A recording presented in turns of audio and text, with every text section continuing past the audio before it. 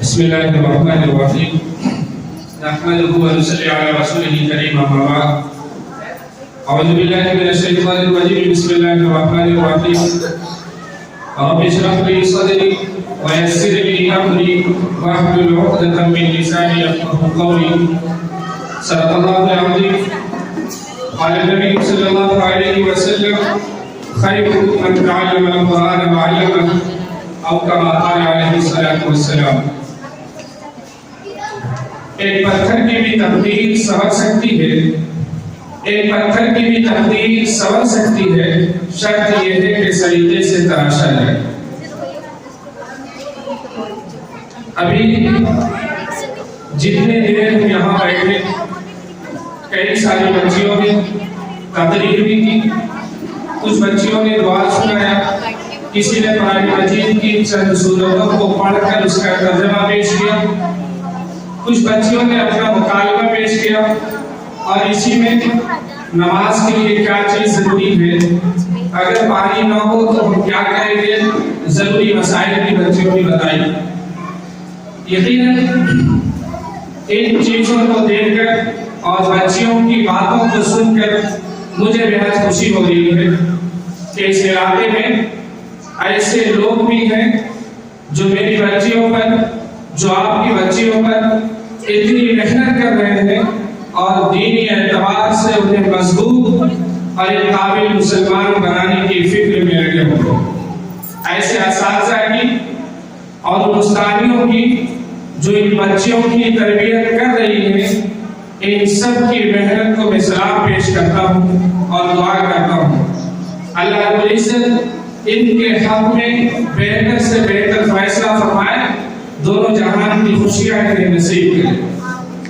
یقیناً جب تک استاذ کی بہتر تربیت نہ ہو ہم اور آپ کچھ بھی نہیں کر سکتے.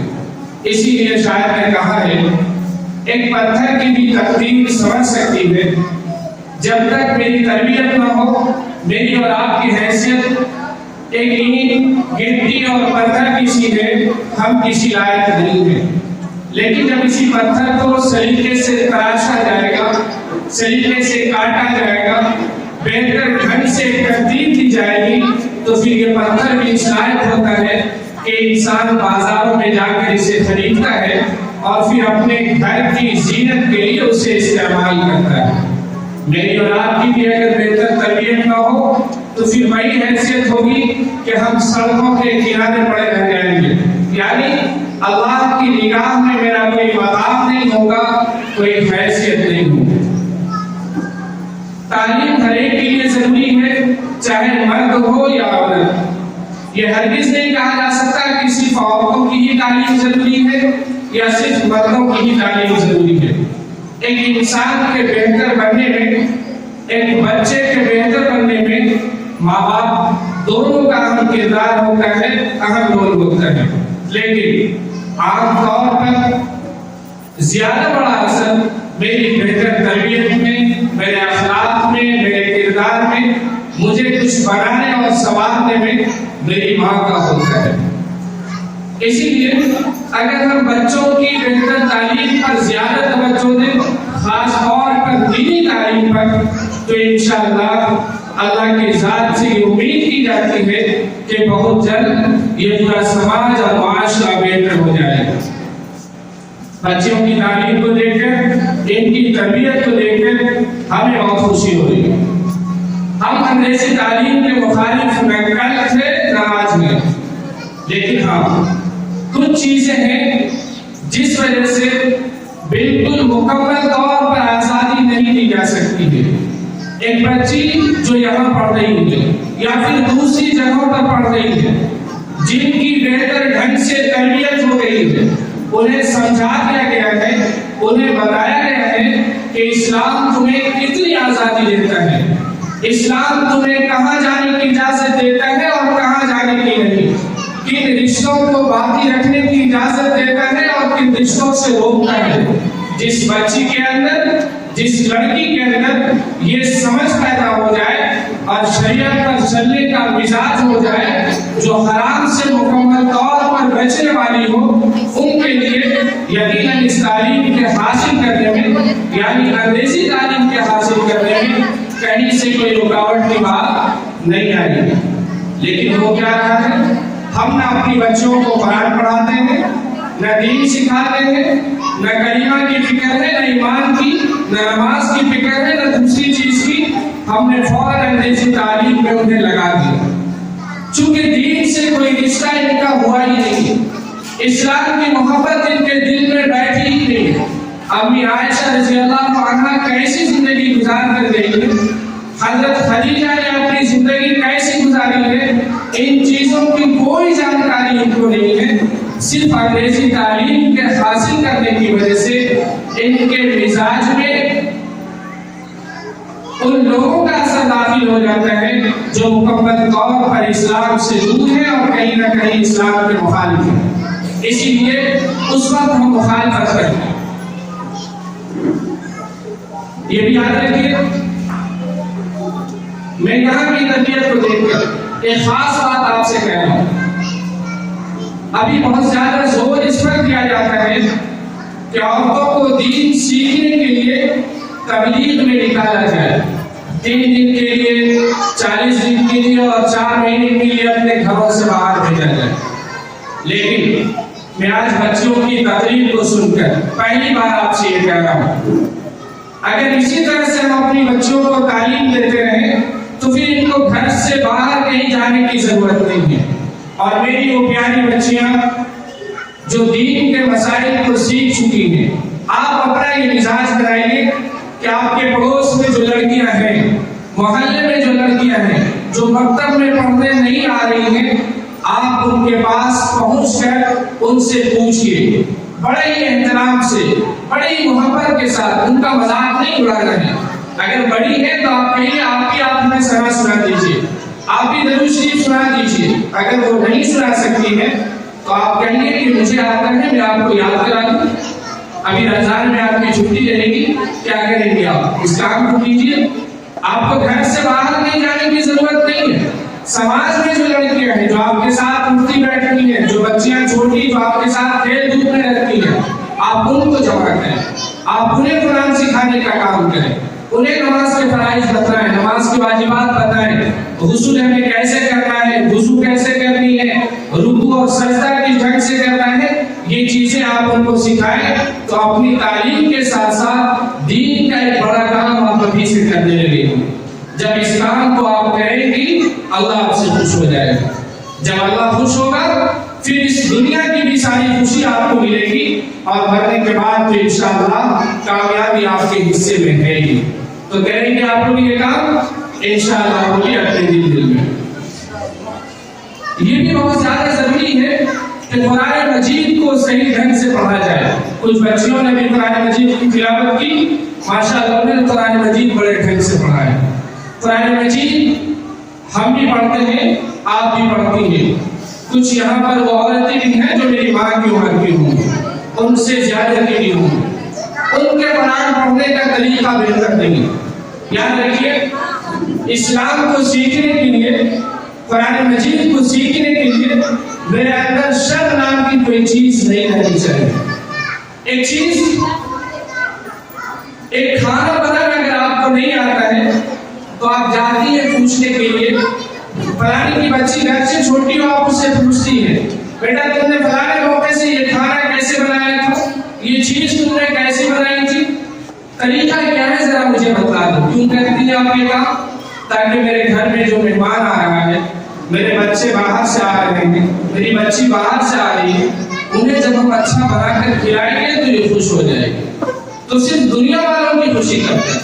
اللہ کو خوش کرنے کے لیے بھی کچھ کریں تو کیا کریں گے؟ اللہ کو خوش کرنے کے لیے جو بچیاں قرآن مجید بہتر ڈھنگ سے پڑھنا جان رہی ہیں، آپ ان سے قرآن پڑھنا سیکھیں. پورا قرآن اگر آپ نہیں سیکھ سکتی ہیں تو کم از کم اتنی سورتوں کو تو ضرور سیکھ لیں جس سے آپ کی نماز ٹھیک ہو سکے، جس سے آپ کی نماز ٹھیک ہو سکے. اسلام کے نزدیک یہ مجبوری ہرگز نہیں ہے کہ ہم پڑھنا نہیں جانتے. ہرگز یہ مجبوری نہیں. کیوں نہیں ہے؟ بالغ ہونے سے پہلے کا جو وقت ہے میرے پاس وہ نماز اور قرآن کے سیکھنے کے لیے. اگر ہم نے نہیں سیکھا ہے، صرف دنیا کی چیزوں کو ہم پڑھ رہے ہیں، اس کے سیکھنے میں لگے ہوئے ہیں، تو یہ غلطی میری ہے۔ اللہ نے وقت دیا تھا سیکھنے کے لیے، ہمیں سیکھنا چاہیے۔ اگر ہم نے نہیں سیکھا ہے تو ہم اب بھی سیکھیں۔ قرآن ہم کیسے پڑھیں گے؟ پیارے نبی صلی اللہ علیہ وسلم کہتے ہیں زیّنوا القرآن بأصواتکم، قرآن کریم کو اپنی اچھی آواز میں پڑھو، اس طور پر پڑھو کہ ہر ایک حرف کا صحیح خط ادا ہو سکے۔ جہاں پر جیم بول رہے ہیں ہم جیم ہی بولیں گے، اگر زا بولیں گے، میرے پیچھے قاضی صاحب بھی ہیں اور بغل میں مفتی صاحب بھی ہیں اور قاری صاحب تو ہے ہی ماشاءاللہ، آپ پوچھ لیجیے ان سے، اگر جیم کی جگہ ہم زا بولتے ہیں تو کوئی فائدہ نہیں اسے قرآن کو پڑھنے کا۔ دال کی جگہ اگر ہم ذات کا حرف ادا کر دیں، اللہ خوش نہیں، ہم سے ناراض ہو جائیں گے۔ اسی لیے جو بچیاں پڑھنا جان رہی ہیں آپ ان سے ضرور سیکھیے۔ قرآن مجید کے سیکھنے میں، دین کے سیکھنے میں زیادہ برابر بھی شک نہیں ہونی چاہیے، زیادہ برابر بھی نہیں۔ وہ عورتیں جنہوں نے اسلام کو قبول کیا تھا کب؟ جو کافی عمر کی ہو چکی تھی، 50 سال، 60 سال، 65 سال، 70 سال، اپنی عمر کے آخری مرحلے کو جھیل رہی تھی، انہوں نے بھی جب اسلام کو قبول کیا، ان کے اندر یہ تڑپ تھی کہ ہم قرآن مجید کو ڈھنگ سے پڑھنا سیکھ لیں، اس طور پر پڑھیں کہ ہم اگر الحمدللہ رب العالمین اتنا ہی پڑھیں تو میرا اس ایک آیت کا پڑھنا ہی اللہ کو پسند آ جائے، ایک آیت کا پڑھنا ہی اللہ کو پسند آ جائے۔ اس جذبے کے ساتھ ان عورتوں نے دین کو سیکھا ہے، ان صحابیوں نے قرآن مجید پر محنت کی ہے۔ اسی لیے آپ بھی قرآن مجید کے سیکھنے کی کوشش کیجیے، اکتانا ہرگز نہیں۔ شیطان سمجھائے گا، ذہن میں اس بات کو ڈالے گا، کیوں جاؤ گے تم فلانی کی بچی کے پاس؟ فوراً ذہن میں یہ کہنا فلانی کی بچی کچھ نہیں ہوتی ہے، وہ ہم سے بہتر ہے اس طور پر کہ وہ قرآن پڑھنا جانتی ہے، میرا کام ہے ہم جائیں گے اور سیکھیں گے۔ شیطان لاکھ سمجھائے، سماج لاکھ برا سمجھے، سماج کے سمجھنے سے کیا ہو گیا؟ ہم کو برا وہی سمجھنا ہے جسے میرا اللہ برا سمجھے، اور ہم کو خوشی اسی میں حاصل کرنی ہے جس چیز سے میرا اللہ خوش ہو جائے اور میرے نبی خوش ہو جائے۔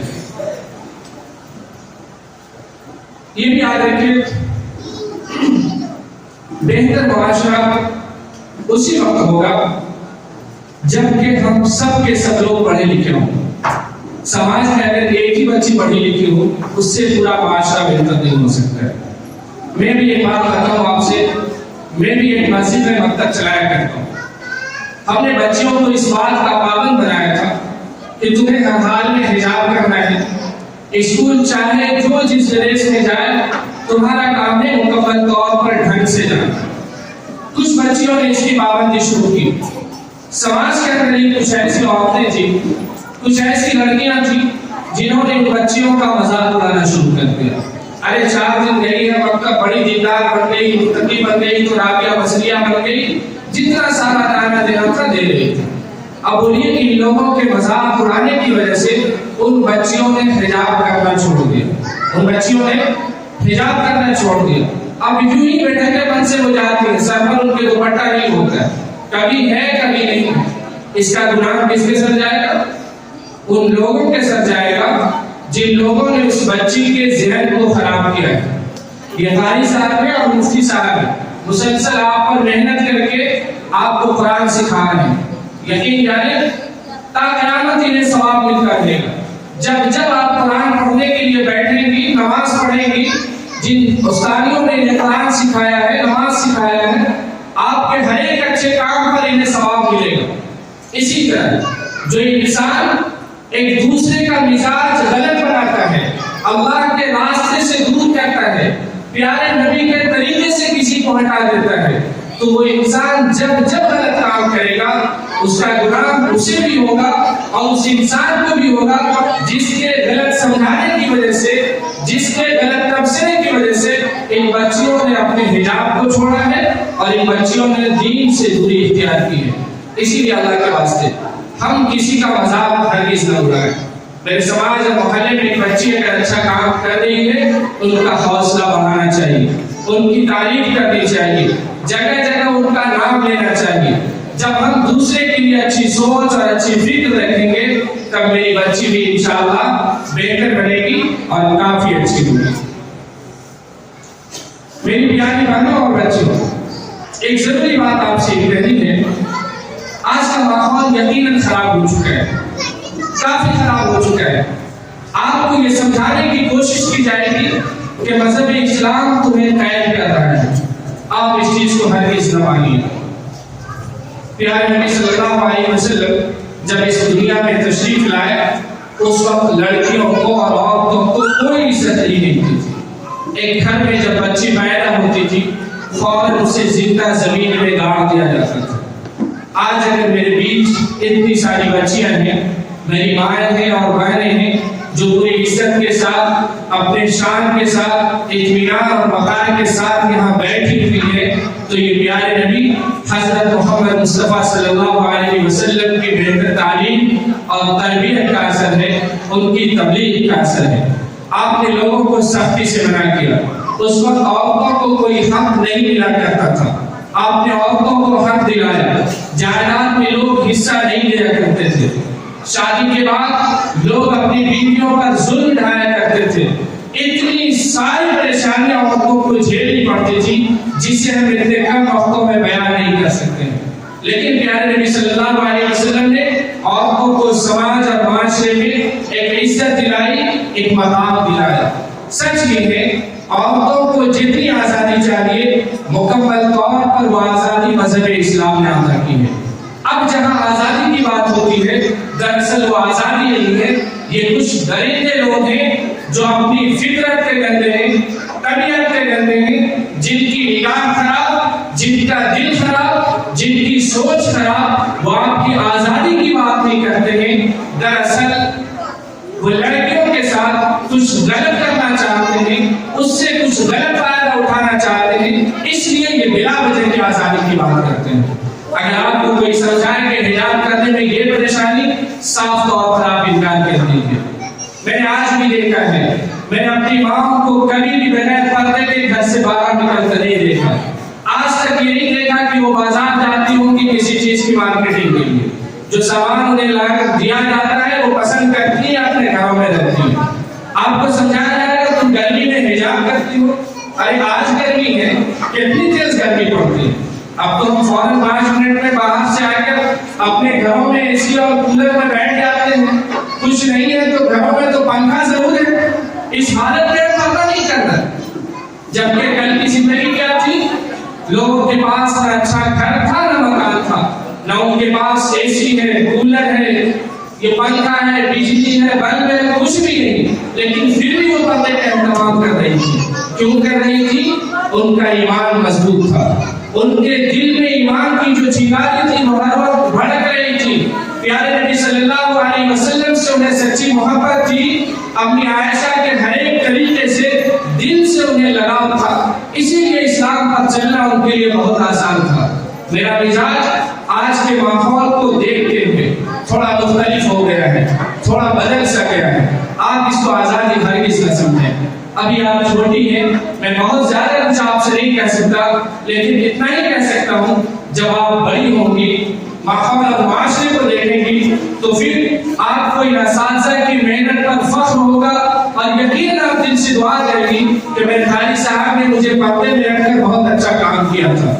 مفتی قمر صاحب نے جو حجاب کے تعلق سے باتیں بتائی تھی اور ہم پر سختی کروا کر اسلامی ڈریس کے مجھے آنے پر مجبور کیا تھا، یقیناً اچھا کام کیا تھا۔ ابھی آپ بچی ہیں، کچھ چیزیں آپ کو مشکل معلوم ہو سکتی ہیں، لیکن یہی چیزیں کل اچھی معلوم ہوں گی۔ اسی لیے آپ کو سماج اور معاشرے کو ہرگز نہیں دیکھنا ہے، آپ کو دیکھنا ہے کہ میرے استاذ کیا کہہ رہے ہیں، ہمیں اسی بات پر عمل کرنا ہے۔ ہم کوئی ظالم مسلط نہیں ہوئے، نعوذ باللہ انسان کا۔ عالموں کا کام ہرگز یہ نہیں ہے کہ آپ پر کسی بوجھ کو الگ سے لا کر رکھتے، یہ اتنا ہی آپ کو بتاتے ہیں جتنا قرآن مجید آپ سے کہہ رہا ہے، جتنا اللہ آپ سے چاہ رہا ہے، اس سے آگے یہ کچھ بھی آپ سے نہیں کرتے۔ اسی لیے سماج پر ہرگز نہ جائیے، ماحول اور معاشرے پر ہرگز نہ جائیے۔ ذہن میں اسی بات کو رکھیے کہ میرے ہر ایک طریقے سے میرے نبی کی سنت زندہ ہو جائے، میرے ہر ایک عمل سے میرا اللہ خوش ہو جائے۔ اب ضروری بات جو میں ان عورتوں سے کہنا چاہتا ہوں جو ماں کی شکل میں یہاں بیٹھی ہوئی ہے، آپ ماں ہیں، آپ کی ذمہ داری بہت بڑی ہے۔ ہم اگر یہاں تک پہنچے ہیں، آج اگر دین کی تعلیم ہم نے حاصل کی ہے تو ہم یہ کہہ سکتے ہیں میرے باپ سے زیادہ بڑا کردار میری ماں کا ہے۔ باپ کا کام تو صبح سے شام گھر سے باہر رکھنا ہے، مزدوری کرنا ہے، تمہیں پیسے کا انتظام کرنا ہے۔ کچھ وہ لوگ بھی ہیں سال ہر سال اپنے گھروں سے باہر رہتے ہیں، لیکن اس بیچ ماں کی کیا ذمہ داری ہوتی ہے؟ ماں کی ذمہ داری ہوتی ہے کہ وہ اپنے بچوں کو اپنے گھروں کے اندر رہتے ہوئے بہتر ڈھنگ سے ہر ایک بات سکھائے۔ ایک چیز آج ختم ہوتی جا رہی ہے میرے بیچ سے، وہ کیا ہے؟ کل تک مائیں بچوں سے پوچھا کرتی تھی بیٹا نبی کا نام کیا ہے، ان کی بیوی کا نام کیا ہے، ان کی امی کا نام کیا ہے، ابو کا نام کیا ہے۔ ہمیں یاد ہے، میں اپنی بات آپ کو بتاؤں، جب ہم لوگ بستر پر سوتے تھے رات میں روزانہ پوچھا جاتا تھا، اور جب یاد نہ ہو تو وہی دو چار تماچا آسانی سے لگ بھی جاتا تھا۔ یہی وجہ تھی کہ ہم امی کے ساتھ سونا پسند نہیں کرتے تھے، لیکن یقین جانیے آج ہم دل سے دعا کرتے ہیں اپنی ماں کے لیے۔ مجھے خوشی ہوتی ہے کہ اگر وہ ماں مجھے دو چار تماچا نہ لگاتی، میرا ایک اور دو وقت کا کھانا نہ بند کرتی، تو آج کہیں نہ کہیں ہم بھی اس ماحول میں نہیں ہوتے، آپ کے بیچ آ کر ہم ایک اچھی بات آپ کے سامنے نہیں کر پاتے۔ اگر آپ بھی چاہتی ہیں آپ کا بچہ کچھ بنے، ایسا بنے کہ وہ اسلام کی خدمت کرے، قرآن کو پڑھ کر ڈھنگ سے لوگوں کو سمجھا سکے، اسے بیان کر سکے، تو تھوڑی دیر کے لیے آپ کو اپنے دل پر پتھر رکھنا ہوگا، اپنے بچوں پر کسی وقت ہاتھ چلانا ہوگا۔ اگر وہ گالی بولے اس وقت اسے روکنا اور ٹوکنا ہوگا۔ استاذ مکتب کے اندر سمجھا سکتے ہیں، بتا سکتے ہیں، لیکن 24 گھنٹے دھیان نہیں دے سکتے۔ 24 گھنٹے آپ کو ہی دھیان دینا ہے، چونکہ ہم جو بڑے ہوئے ہیں اپنی ماں کے سامنے بڑے ہوئے ہیں، کوئی غیر نہیں کامیابی تربیت کرنے والا۔ اس لیے آپ کی یہ ذمہ داری ہے کہ ہر وقت یہ نگاہ رہے میرے بچے پر کہ میرا بچہ جا کہاں رہا ہے، کیا کر رہا ہے، کیسے ماحول میں ہے۔ ایسے بچوں کے ساتھ تو نہیں جو بچے گالی بولتے ہیں، ایسے بچوں کے ساتھ تو نہیں جو لوگوں کو پریشان کرتے ہیں، ایسے بچوں کے ساتھ تو نہیں جو کسی کے درخت میں ڈھیلا مارنے والے ہیں، کسی کے سامان کو اٹھا لینے والے ہیں۔ میرا بچہ کہیں ان بچوں کے ساتھ تو نہیں جو پڑھائی لکھائی چھوڑ کر مکمل طور پر کھیلنے والا ہے۔ اگر اس طور پر ہم دھیان رکھیں گے، خاص طور پر آپ رکھیں گی، تو آپ کا بچہ بھی انشاءاللہ اسی لائق بنے گا اور بہت ہی اچھا بنے گا۔ کریں گے آپ یہ کام دل ہی دل میں انشاءاللہ کے لیے، یہ بہت ضروری چیز ہے۔ ہم نے یہ دیکھا ہے کہ اساتذہ بچوں پر محنت کرتے ہیں اور بہت محنت کرتے ہیں، یہ سمجھا کر بھیجتے ہیں کہ مغرب کے بعد تمہیں اپنا ہوم ورک پورا کر لینا ہے، جو سبق ہم نے دیا ہے وہ سبق یاد کرنا ہے۔ لیکن یہ بچے گھروں میں جا کر موبائلوں میں لگ جاتے ہیں، یہ بچے گیم کھیل رہے ہوتے ہیں، کچھ اور کر رہے ہوتے ہیں۔ اب آپ ان پر دھیان دیں گے نہیں تو مدرسے کا مدرس کب تک محنت کرے، یہ قاری صاحب کب تک سمجھاتے رہے۔ اسی لیے آپ کو مضبوط ہونا ہوگا اور یہ مزاج بنا لینا ہوگا اپنے بچوں کا کہ ہر حال میں مغرب سے عشاء تک یا رات کے 9 بجے یا 10 بجے تک پڑھائی اور صرف پڑھائی ہی کرنی ہے۔ گھر پہ کوئی مہمان آ جائے، آپ مہمانوں سے کہہ دیں کہ یہ وقت میرے بچوں کی پڑھائی کا ہے، چاہے اس کی نانی آئے، خالہ آئے، پھوپھی آئے، دادی ہو، جو بھی ہو، آپ کہہ دیجئے پڑھائی کے وقت بچوں سے کوئی رشتہ نہیں، کوئی رشتہ نہیں۔ ہم اگر یہ کام کریں گے تو پھر میرے بچے کی تعلیمی حالت بہت بہتر ہوگی۔ آج مسلمانوں کو ہر اعتبار سے محنت کرنے کی ضرورت ہے، تعلیمی اعتبار سے ہم پیچھے ہیں، میری بچیاں پیچھے ہیں۔ ابھی میں ایک خبر کو پڑھ رہا تھا، ہریانہ کی رہنے والی ایک بچی آج جج بنی ہے۔ آپ اگر ان کی تصویر دیکھیں گی تو آپ کو حیرت ہوگی، وہ بچی جج بن کر بھی مکمل طور پر حجاب میں موجود ہے۔ میرے موبائل میں ٹویٹر پر اب وہ خبر کیسے کر رہی ہے کافی زیادہ۔ تو میرا بھی مزاج یہ بنے، ہم بھی اپنی بچیوں کا یہی مزاج بنائیں کہ وہ تعلیم چاہے جتنی زیادہ حاصل کر لے، لیکن رہے مکمل طور پر حجاب میں، رہے مکمل طور پر اپنی عائشہ کے مطابق اس طریقے پر رہے جس سے اللہ ہمیشہ اور ہر حال میں خوش رہے۔ آخری بات،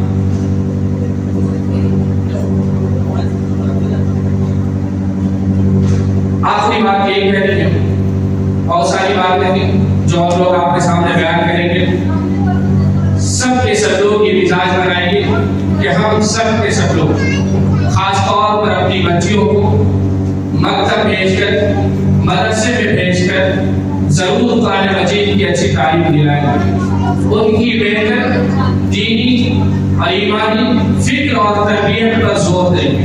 یہ کام ہر ایک کے لیے ضروری ہے۔ جب تک یہ کام نہیں ہوگا تو آج کے بگڑے ہوئے ماحول اور معاشرے سے ہم اپنی بچیوں کو خاص طور پر بچا نہیں سکیں گے۔ غیروں کی پوری یہ کوشش چل رہی ہے اس ملک ہندوستان میں کہ میری بچیوں کو، میرے بہنوں کو مذہب اسلام سے دور کر دیا جائے۔ کیا کیا جائے؟ مذہب اسلام سے دور کر دیا جائے، اور بچیاں آسانی سے آج دور ہو بھی گئی ہیں۔ ان کے دل میں نہ اپنے ایمان کی فکر ہے، نہ قبر کا ڈر ہے، نہ قیامت کا خوف ہے، کچھ بھی نہیں۔ آخر یہ ماحول کیسے بہتر ہو؟ یہ برائی کیسے رکے گی؟ وہ برائی یہاں کی تعلیم سے رکے گی، وہ برائی قرآن مجید کی تلاوت سے رکے گی۔ آپ سب لوگ، تمام بچیاں اور میری مائیں اور بہنیں جو یہاں پر ہیں، یہ مزاج بنائیں کہ ہم روزانہ قرآن مجید کی تلاوت کریں گے۔ اب تھوڑی دیر قرآن پڑھ کر یہ دعا کریں گے خاص طور پر اللہ سے کہ اللہ مجھے ہر حال میں اس طریقے پر رکھ جس سے تو خوش ہوتا ہے۔ کہ اللہ صرف مجھے ہی نہیں بلکہ امت مسلمہ کی ہر ایک عورتوں کو، ہر ایک بچیوں کو اور لڑکیوں کو اس طریقے پر چلا دے جس سے تو خوش ہوتا ہے۔ یہ دعا اگر ہم کرتے رہیں گے، ہر حال میں ایمان پر جمے رہنے کی دعا کریں گے، تبھی میرا ایمان بچ سکتا ہے۔ جس کے لیے بہت زیادہ ضروری کیا ہے؟ دینی تعلیم کے ساتھ ساتھ نماز کی پابندی، خاص طور پر روزانہ قرآن مجید کی تلاوت۔ جو انسان بھی قرآن مجید کی تلاوت کرے گا، جو بچیاں بھی قرآن مجید پڑھیں گی، جن گھر میں قرآن مجید کی تلاوت کی جائے گی، اس گھر کے لوگ انشاءاللہ بے دین نہیں ہوں گے، حالات کا اثر نہیں ہوگا، کسی کے کچھ سمجھانے کا اس کی ذات پر کوئی اثر نہیں ہونے والا ہے۔ اسی لیے ہم سب کے سب لوگ اپنا یہ مزاج بنائیں، اپنی بچیوں کی دینی یہ مزاج بنائیں کہ اپنی بچیوں کو ہر حال میں دینی تعلیم دیں گے، قرآن مجید سکھائیں گے، نماز اور قرآن کا طریقہ سکھلائیں گے، اور روزانہ گھر میں قرآن مجید کی تلاوت کریں گے۔ اللہ مجھے بھی آپ کو بھی عمل کی توفیق عطا کرے، خاص طور پر مدرسین کو اور مستعلیوں کو جنہوں نے بچوں پر محنت کی ہے۔ میں انہیں پھر دل کی گہرائی سے سلام کرتا ہوں اور دونوں جہان کی خیر و خوبی کے لیے ان کے لیے دعا کرتا ہوں۔ اللہ ان بچیوں کو بھی کامیاب کرے، ان کے اساتذہ کو بھی کامیاب کرے، آمین۔